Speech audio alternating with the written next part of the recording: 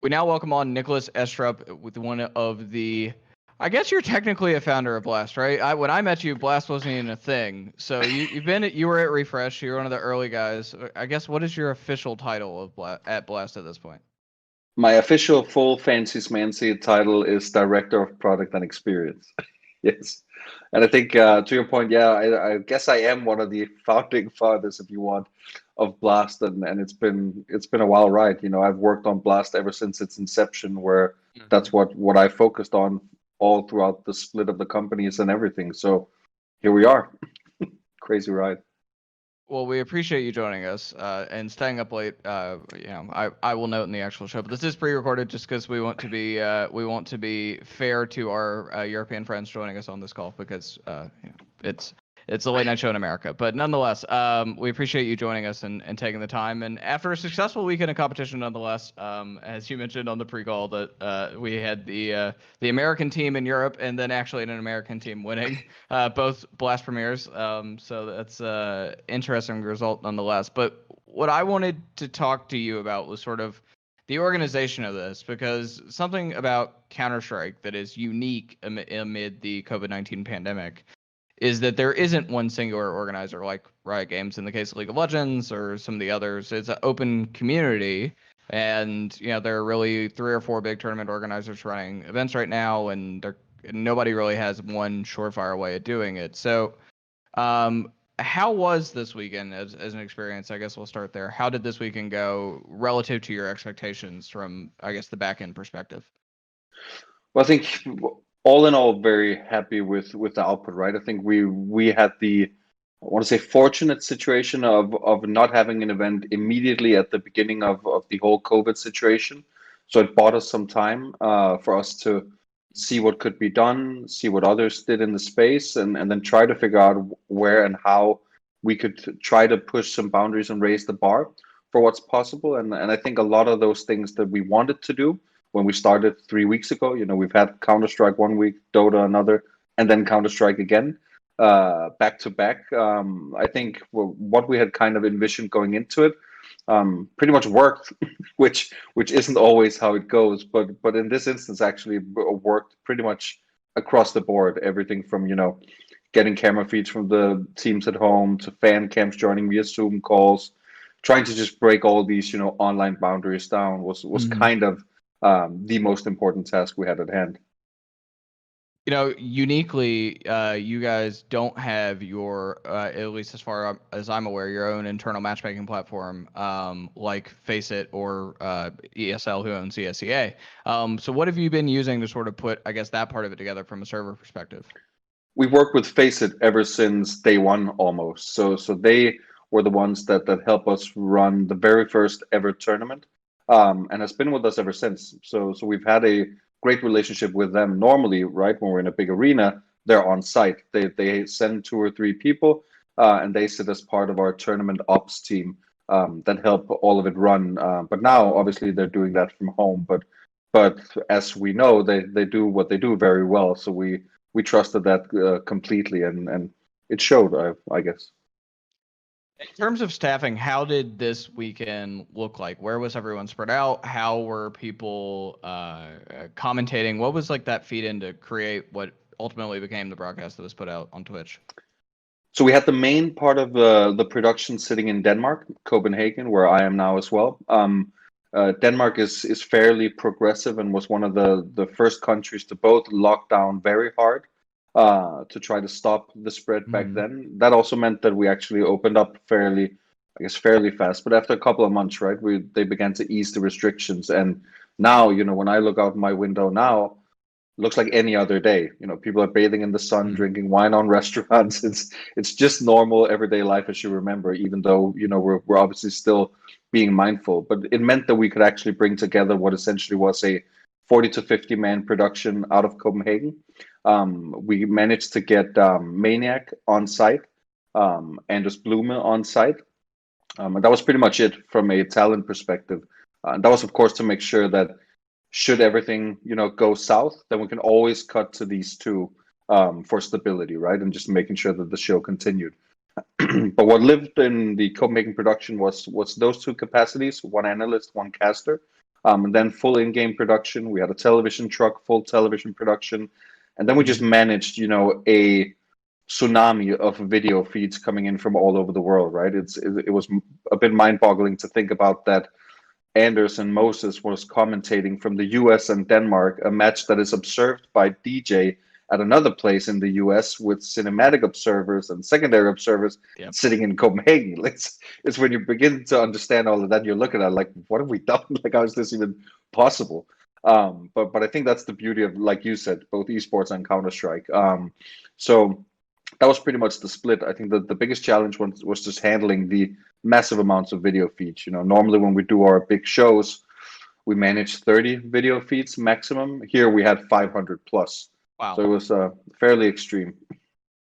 In terms of any sort of delay, obviously you're dealing with there's an ocean between your main production room in Copenhagen and DJ being the primary observer, Prius being the primary observer here in the US, and obviously you mentioned Moses casting remotely too. And from a delay perspective, were you hitting any hiccups from any sort of lag, presumably from a ping perspective?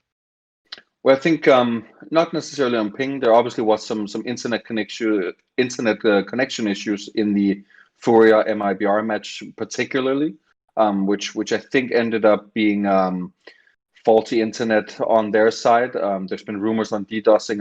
I don't know if we've seen evidence of that per se. I think there's been some internet issues in general in the US past couple of days when we broadcasted, but when it came to the wider production and latency between Anders and Moses as an example, and the people on the desk who are obviously also spread all over Europe and the US, we didn't really see much. I think what was the hardest part was for them to just get in the rhythm of when it makes sense to talk. I think that was the hardest one. We're dealing with so little latency, but it's still enough to make a conversation awkward if you can't find each other properly. So just to give an example with Anders and Moses, Anders in the production actually had a side screen next to him just showing Moses the entire time, so that he knew when they were casting, when he was about to end a sentence. You do that kind of with your body when you're talking, so that made it somewhat easier to manage. It was more of that, actually, just figuring out how do we create a normal conversation when people can't really just turn and look at each other. From a team connectivity perspective, I mean, what did you expect coming into this, that ultimately you were going to have some teams that had issues? I mean, not everything's standardized like it is maybe in some other games.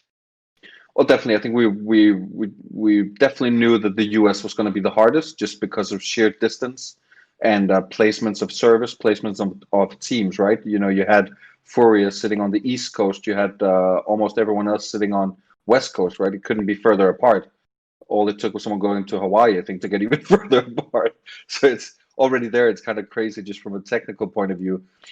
So what we did and what we did leading up to it is constantly doing tech tests, but also server tests. So all the teams were enticed and pushed to come on early in the days leading up to it, test various servers. I think it might have been the MIBR FURIA one where we also just jumped servers from city to city to figure out what worked the best. And it as well, right? Sometimes on one day the techniques and all the technicalities around it look best on one location, and then for whatever reason it's better on another the other day. And I think that's just to some degree the randomness of connectivity now and again. But I think that was the hardest part to manage. But we knew that and felt like we did everything that we could, at least, and that we do normally, to make sure that we test a ton before going live. On the note of the MIBR FURIA match, you all did have a game stop and then a round restart. And I read DK's fairly short, albeit critical, column of the situation where your admin had to make that call, but let the players actually speak up and sort of voice their opinion on what they wanted to do. That is a little abnormal, so I'm sort of curious from your perspective, overseeing all of that, why that was done and sort of if you think that was the right call. Well, so I think it's obviously led by a tournament ops team, right? And if you look at traditional sports, there's referees making calls every single day, right? And they can't be 100% accurate in every single decision. But I think in this decision, in the moment that they were in, I think they made the right call. And I think Mihail, an admin that we've used plenty of times, he works a lot with ESL and others as well, actually did an interesting thread on Twitter about it afterwards, because that rule, especially in an online place, is probably the hardest to manage. because you're dealing with, having so many different variables of how that rule could be applied. But what isn't a variable is that it always falls back to, integrity of the admin team on that day. So I think they made the right decisions with the informations that they had. I think, we always prefer that players don't take things to social media. And that's always something that we try to manage, but can't always be in our control either when we can't see them physically in front of us. So that I think is back to it being online that all of a sudden becomes a factor.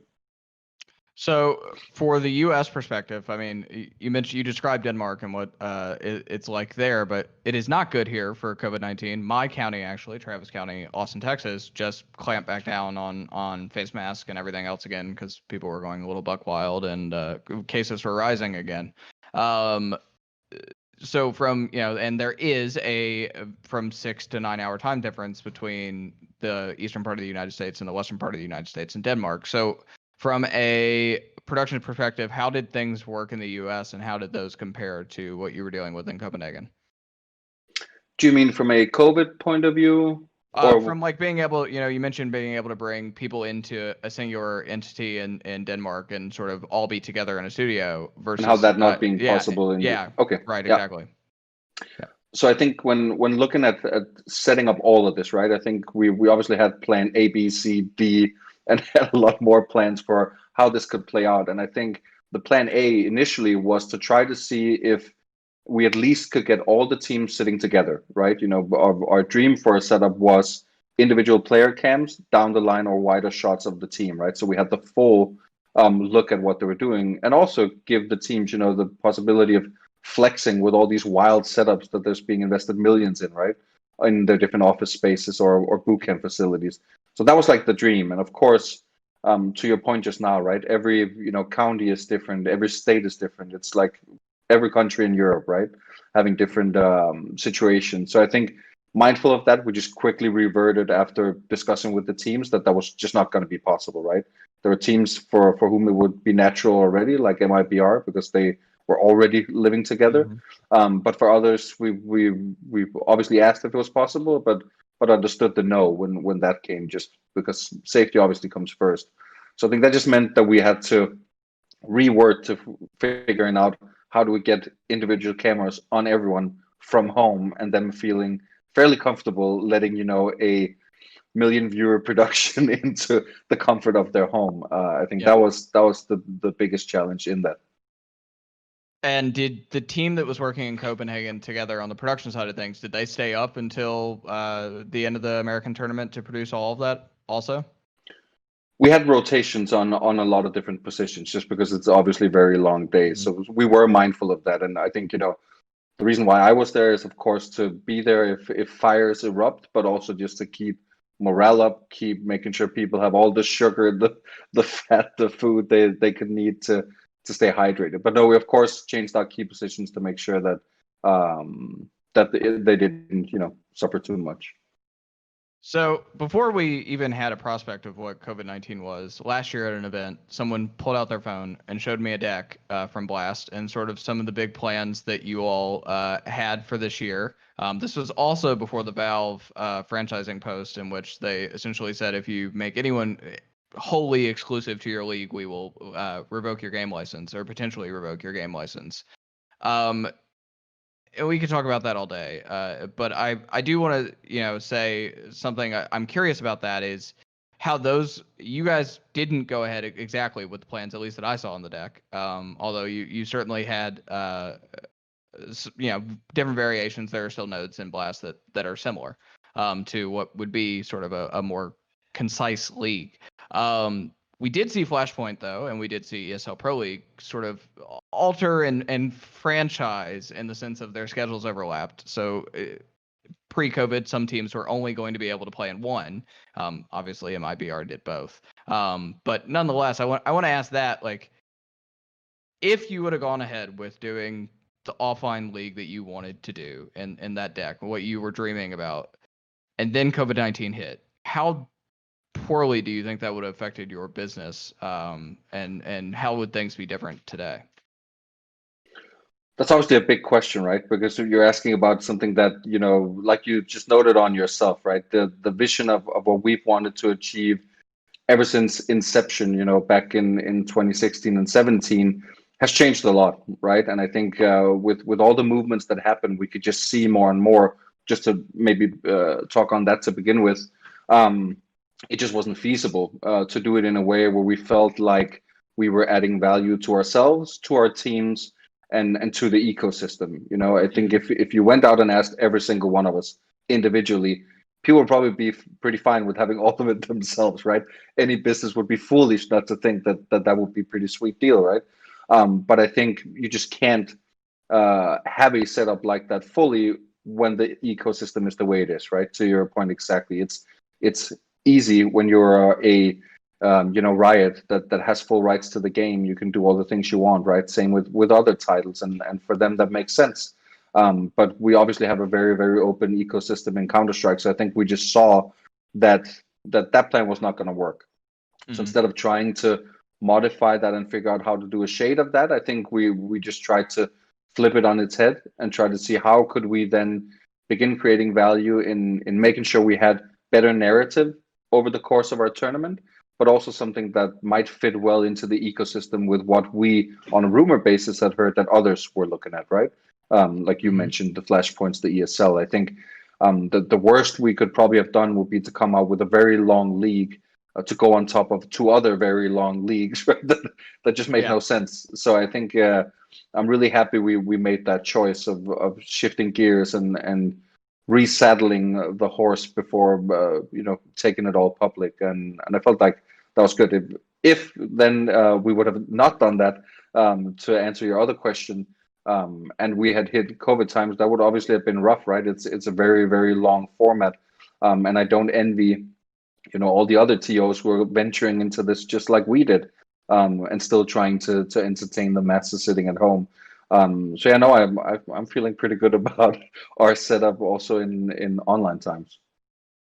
We've seen a few smaller tournament organizers in Counter-Strike and cancel events altogether rather than pivot to online. And I can't help but think some of that's because they don't have the money to pull off what it would take to put together an online event. We've seen other businesses in esports really get hit hard by COVID as well. Many of them, though, with underlying financial issues that existed pre-COVID-19, and COVID-19 just kind of sped up the runway, or lowered the runway and shortened it. All that to ask, what do you think the Counter-Strike ecosystem looks like whenever COVID-19 calms down and we go back to whatever the new normal will be? Well, I hope there is going to be a new normal, right? Because I feel like there's so many key takeaways from what we've just experienced now with having essentially run 3 tournaments in a row, right? But all of them online in 2 different games, is that online can live in some capacity. And I think that's something that I hope we can begin looking more at. I'm not saying that online should rule it all, but in the hypothetical, let's say that we could have done our plan A, all the teams playing from the different facilities, haven't been able to get all of that edited together. They are still playing online, but are we then nearing something that is more reminiscent of being a somewhat of a land feeling, even though it's online? That to me is interesting, and to us. And I think, again, back to your point, looking at costs, right? It's no cheap endeavor going out and doing global events in big arenas, because ticket sales isn't what's gonna pave the road with gold in every city you come to. There's a ton of hard work going into partnerships, etc. So that is a big feat in itself. So I think, also just back to the narrative point, could we be in a situation where we could maybe have more online happening, but in a way where we actually get some of those LAN feelings into it, so that it can be taken a bit more serious to some degree, I guess, which I think is what the lack have been in the past. It's not looked upon as being truly competitive or truly serious. There's too many random outcomes. If we can get to a place where we don't have that, then I think that is both interesting for aspiring TOs who want to come in and do something, because they don't have to look at huge costs on having everyone flown in, right? And the more it grows, the more expensive it'll be, because the more people will be with the team, both from content side and team side, et cetera, et cetera, et cetera. So I think just for the prosperity of the ecosystem as well, I think it would be good to have more online play. So I'm very curious to your point, to the new normal, maybe a bit more online with some land feel. What we did in London with the studio, I think, is another good take on it not having to be a massive arena event. And then you can have the big arena events when it truly matters, right? Right. I'd rather prefer 2, 3 massive tentpole events that can draw even bigger crowds, because everyone is so wired to go into an arena, rather than a saturation of arena events, because that'll lose its glamour at some point as well. Nicolas, we appreciate you very much, and for you coming on the show. We will be right back. I want to talk a little bit more about some of the other stuff going on in Counter-Strike, so stay tuned here for the Eco on the ESPN Esports Twitch channel.